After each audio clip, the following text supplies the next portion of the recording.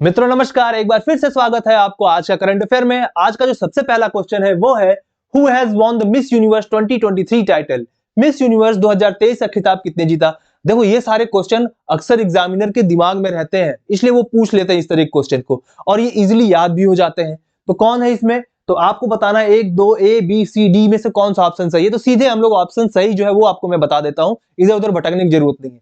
क्या है, are bony Gabriel. कौन, आर बोनी गैब्रियल, इन्होंने जीता है। ठीक है मित्रों, और देखो हरनाज संधू जो इसके पहले 2022 में थी, उन्होंने इनको क्राउन पहनाकर मिस यूनिवर्स का खिताब दिया है। ये बात आप लोग याद रखिएगा।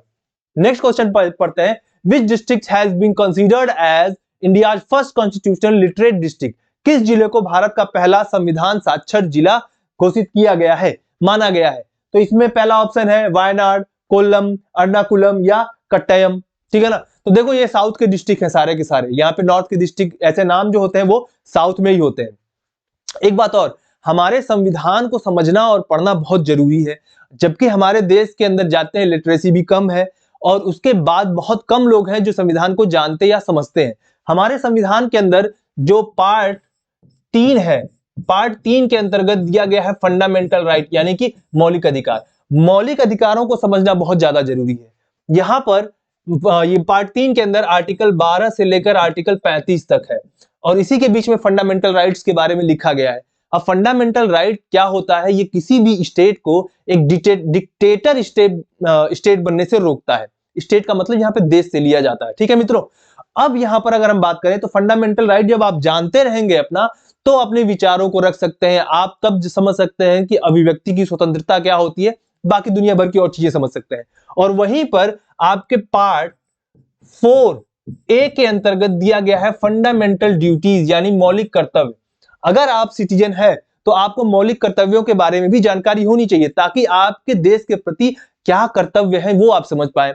अब देखो फंडामेंटल राइट और ये फंडामेंटल ड्यूटीज में एक बेसिक डिफरेंस ये है कि फंडामेंटल राइट जो होता है वो जस्टिसेबल होता है, यानी कि अगर कोई भी आपके फंडामेंटल राइट को वायलेट करता है तो आप कोर्ट जा सकते हैं। लेकिन वही फंडामेंटल जो ड्यूटीज होती हैं ये जस्टिसेबल नहीं होती है, यानी कि अगर फंडामेंटल ड्यूटी कोई नहीं फॉलो करता है तो आप उसको लेकर कोर्ट में नहीं जा सकते। हाँ एक बात और है कि अगर लीगली उसने कुछ गलत किया है, जैसे संविधान का अपमान किया है या कुछ इस तरह, तो उसके ऊपर लीगल तरीके से कोर्ट जा सकते हैं। लेकिन ये फंडामेंटल राइट की तरह डायरेक्ट सुप्रीम कोर्ट पहुंच पाना नहीं, मुश्किल है।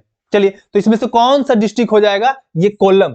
तो कोल्लम डिस्ट्रिक्ट जो है ये आपका केरला का डिस्ट्रिक्ट है और केरला के मुख्यमंत्री है पिनरई विजयन। उन्होंने घोषित किया कि ये जिला जो है अब क्या हो चुका है, ये कॉन्स्टिट्यूशनली लिटरेट जिला हो चुका है। यहां पर लगभग 15 लाख लोगों को कॉन्स्टिट्यूशन की जानकारी दी गई, उनको पढ़ाया गया, बताया गया कि संविधान में क्या लिखा गया है, अपने अधिकार के बारे में समझाया गया। ठीक है मित्रों, चलो नेक्स्ट क्वेश्चन की तरफ बढ़ते हैं। Which state has become the India's first state to implement blindness control policy? अब देखो ब्लाइंडनेस एक बहुत बड़ी समस्या है अपने देश के अंदर। यहां पर हमारे देश में लगभग 8 मिलियन का मतलब क्या हो गया, 80 लाख लोग क्या है, ब्लाइंडनेस के शिकार हो जाते हैं, है ना। तो इतने लोग अगर हैं तो ब्लाइंडनेस का कम करना बहुत ज्यादा जरूरी है और हमारे देश का ये लक्ष्य है कि हम लोग 0.3% पर लाएंगे। इस ब्लाइंडनेस की जो दर है इसको 0.3% पे लाएंगे। एक सर्वे हुआ था 80s में, उसके हिसाब से इंडिया में 1.5% तक ब्लाइंडनेस था। अब धीरे धीरे घट के 1 के नीचे आ चुका है, लेकिन इसको लाना कितना है, 0.3% ले आना है। अब यहाँ पे सही कौन सा होगा, देखो इस समय यहाँ पर राजस्थान, पंजाब, गुजरात या उत्तर प्रदेश, कहां पर ये नीति लाई गई है कि ब्लाइंडनेस को कम किया जाएगा। तो ये नीति लाया गया है कहां पर, राजस्थान में। इसका ए ऑप्शन सही हो जाएगा। राजस्थान में मौजूदा समय में 1.1% ब्लाइंड रेट है ना, कितना 1.1, और इसको भी कितना लाना है, 0.3% तक लाना है, यानी इसको कम कर देना है। और ये बहुत जरूरी है। देखिए जब आप जो है दिखाई पड़ेगा चीजों, तो आप कर पाएंगे, सक्षम हो जाएंगे, आपको एक अलग तरीके की एलिजिबिलिटी भी प्राप्त होती है। बात समझ में आई, तो सोच कर देखिए कि ये कितना ही खतरनाक है ब्लाइंडनेस, और इससे बचना बहुत ज्यादा जरूरी है। आप जानते होंगे कि कई बार मोतियाबिंद का ऑपरेशन होता है, कई लोग नहीं करवा पाते हैं, अब तो सरकार इसे फ्री में भी करती है। तो इस तरीके से अगर कोई वृद्ध व्यक्ति पीड़ित है इन सब चीजों से, तो आपको उनको जरूर सलाह देना चाहिए कि वो सरकारी अस्पताल में जाकर इसका इलाज करवा ले। नेक्स्ट क्वेश्चन की तरफ बढ़ते हैं। Which state has organised Ganga Sagar Mela on Makar Sankranti. तो अभी मकर संक्रांति बीता है, आप लोगों ने खूब सारी बधाइयां दी होंगी, है ना। तो मकर संक्रांति पे गंगा सागर मेला ऑर्गेनाइज किया गया था।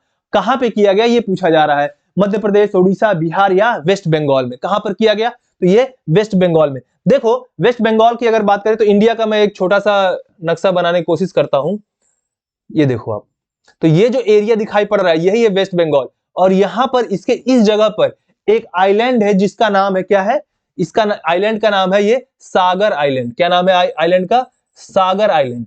तो सागर आइलैंड पर ये गंगा सागर मेला लगाया। अब देखो ये सागर जो आइलैंड है ये डेल्टा आइलैंड एक्चुअली में, क्या है डेल्टा, यहां से गंगा नदी आती है ऐसे और आकर यहाँ पे एक डेल्टा का निर्माण करती है, और वही डेल्टा पे क्या बना हुआ है, एक बड़ा सा आइलैंड बना हुआ है, किसका उसका नाम क्या है, सागर, और उसी आइलैंड पे किया गया। कुंभ मेले के बाद ये भारत का दूसरा सबसे बड़ा मेला माना जाता है, कौन सा, गंगा सागर मेला जो है, ये याद रख लेना। कहां पे मनाया जाता है, ये वेस्ट बंगाल में मनाया जाता है। नेक्स्ट क्वेश्चन है, India defeated which country to set a new record for largest margin of victory in cricket. तो आपने क्रिकेट के फैन है तो जरूर देखा होगा, अभी कुछ ही दिन पहले की बात है, एक ही दो दिन पहले की बात है ना। तो इसमें क्या हुआ, इसमें इंडिया ने एक बहुत बड़ा टारगेट सेट किया जिसको पाने के लिए श्रीलंका केवल 72 रन पे ऑल आउट हो गई, है ना। और इस तरीके से इंडिया ने 317 रनों से जीत लिया था। टोटल टारगेट कितना दिया था, 391 का टारगेट दिया था, वो लोगों ने 72 रन पे ऑल आउट हो गए, है ना। मोहम्मद सिराज ने उसमें 4 विकेट लिया था। तो इस तरीके से देखा जाए तो 317 रन से इंडिया ने विक्ट्री हासिल की थी। अब ये आपको बताना है किस देश से, तो अभी किस देश से मैच चल रहे थे भाई, क्रिकेट मैच। मैच का मतलब आजकल लोग यही समझते हैं कि कोई भी मैच हो तो क्रिकेट मैच ही है भाई। मैच का मतलब होता है दो लोगों में आपस में कंपटीशन करना, ठीक है ना। तो यहां देखो बांग्लादेश, पाकिस्तान, ऑस्ट्रेलिया या श्रीलंका, तो किससे, श्रीलंका, तो डी ऑप्शन याद रखना। इसके पहले न्यूजीलैंड का रिकॉर्ड था, स्कॉटलैंड के विरुद्ध उन्होंने 290 के आसपास से रनों से जीता था, लेकिन अब जो है ये रिकॉर्ड किसके पास हो गया है, भारत के पास हो गया। किसके विरुद्ध है ये, श्रीलंका के विरुद्ध है। 53rd edition of the world economic forum has been organised. विश्व आर्थिक मंच के 53वें संस्करण का आयोजन किया गया। तो ये देखो विश्व आर्थिक मंच काफी इंपॉर्टेंट एक ऑर्गेनाइजेशन है जो कई प्रकार की बुक्स जो है और रिपोर्ट जो है जारी करती है। इसका रिपोर्ट बहुत इंपॉर्टेंट है क्योंकि वो रैंकिंग देते हैं अलग अलग रिपोर्ट में, तो उसको आपको पढ़ के जाना होगा एग्जाम में, और जैसे जैसे उसके न्यूज आएगा मैं आपको तो बताता ही रहूंगा, है ना। तो यहां पर आपको बताना है कहां पर ऑर्गेनाइज किया गया था। तो ये ऑर्गेनाइज किया गया था, ऑप्शन ए करेक्ट है इसका, स्विट्जरलैंड में ऑर्गेनाइज किया गया था, याद रहेगा। तो 53वां वर्ल्ड इकोनॉमिक फोरम का आयोजन कहां किया गया था, स्विट्जरलैंड में किया गया था, याद रखना। देखो जो भी क्वेश्चन आपको बता रहा हूं मैं कई बार कोशिश करता हूं कि जो भी क्वेश्चन ऐसे हो जो एग्जाम में आने से के लिए महत्वपूर्ण नहीं है उनको मैं हटा देता हूं, और जो बहुत इंपॉर्टेंट होते हैं वही मैं डालता हूं यहाँ पे, ताकि आप लोग कम मेहनत करके भी ज्यादा से ज्यादा रिजल्ट ले आ सके, ठीक है मित्रों। तो आप लोग चैनल को लाइक, शेयर और सब्सक्राइब करते रहो ताकि लोग यहाँ पे जुड़ते जाएं, ठीक। और जितना ज्यादा जुड़ेंगे उतना ही अच्छा से अच्छा कंटेंट मैं आपको लाता रहूंगा, ठीक। चलो नेक्स्ट क्वेश्चन देखते हैं। Dot fest festival has been organised in which Indian state. Dot fest महोत्सव किस भारतीय राज्य में आयोजित किया गया, उड़ीसा, अरुणाचल प्रदेश, आसाम या मध्य प्रदेश। इसमें से कहां पे ऑर्गेनाइज किया गया, तो ये ओडिशा में ऑर्गेनाइज किया गया। तो हॉकी 2023 के ऊपर ये डॉट फेस्ट जो है ये आपका ऑर्गेनाइज किया गया था, ये चीज आपको याद रखना होगा। और ओडिशा आपको पता होगा कि ये ऑफिशियली स्पॉन्सर करता है इंडियन हॉकी को। तो ये ऐसा स्टेट है जो पिछली बार भी किया था और इस बार भी कर रहा है। तो ये जैसे कोई भी खेल, हमारे देश में ज्यादातर खेल कौन सा है, क्रिकेट, लोग क्रिकेट के पीछे दीवाने हुए पड़ते हैं। अब धीरे धीरे दूसरे खेल भी निकल कर आ रहे हैं, हॉकी को तो हमने भुला दिया था, ठीक है ना। एक समय ऐसा था कि जब ओलंपिक में हॉकी के लिए माना जाता था कि भारत मेडल लेकर ही आएगा, गोल्ड मेडल लेकर आएगा, लेकिन इग्नोरेंस जो होता है ना वो किसी भी गेम को पीछे कर देता है। तो इग्नोरेंस न रखकर हम लोग फिर से क्या कर सकते हैं, हॉकी को फिर से पुनर्जागृत कर सकते हैं, अच्छे से खेल सकते हैं और दूसरे गेम में भी पार्टिसिपेट करते रहना चाहिए, ठीक है मित्रों। Who has become the new chief economist of the Organization for Economic Cooperation and Development? तो इनमें से आपको यह बताना है कि आर्थिक सहयोग और विकास संगठन के नए मुख्य अर्थशास्त्री कौन बने हैं।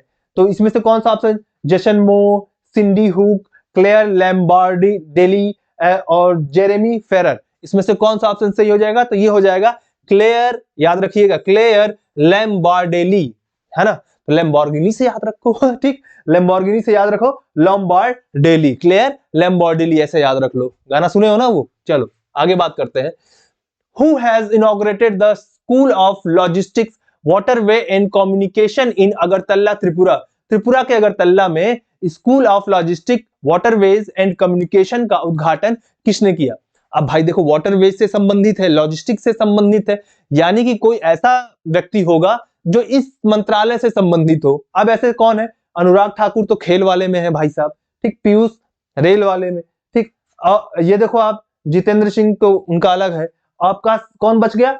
सर्बानंद सोनोवाल। तो ये डी ऑप्शन सही होगा। यही क्या है? हमारे यहाँ पोर्ट से संबंधित जो मंत्रालय है वो इनके अंतर्गत है, सर्बानंद सोनोवाल। तो ये याद रखिएगा, डी ऑप्शन इसका करेक्ट है।